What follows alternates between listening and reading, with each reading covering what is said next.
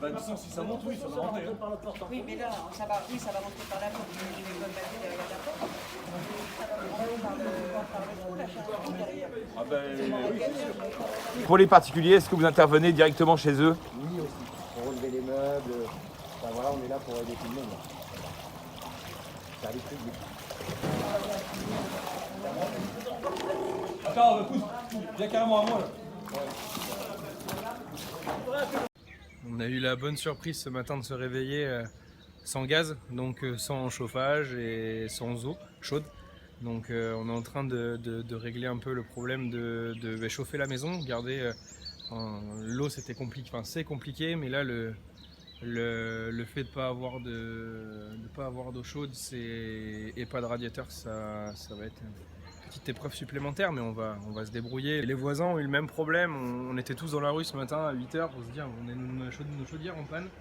Mais non, mais c'est pas les chaudières en panne, c'est le gaz. Alors lundi matin, on peut dire vraiment que la décrue est vraiment perfectible, on le voit.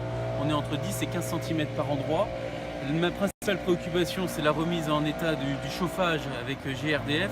Donc on aura un état des lieux en fin de journée pour voir vraiment dans quelle maison on peut remettre le chauffage. Voilà. Les foyers qui étaient privés de gaz, 298, oui.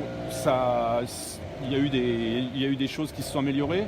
Pour certains, beaucoup avaient quand même par moment anticipé le relogement, donc ils ont été dans des familles ou dans des gîtes, ce qui n'empêche pas que les maisons prennent le froid. Dès dimanche soir, dès lundi matin, on ne pouvait plus du tout passer par l'entrée principale et l'eau est montée à une vitesse absolument fulgurante. En moyenne, c'est 1 cm à l'heure.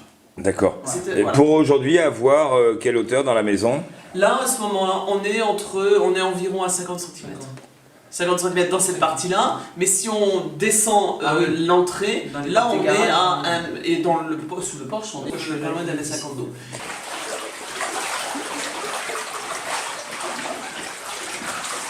Le gaz est coupé depuis ce matin, donc on a des chauffages électriques. On essaie d'être le plus autonome possible.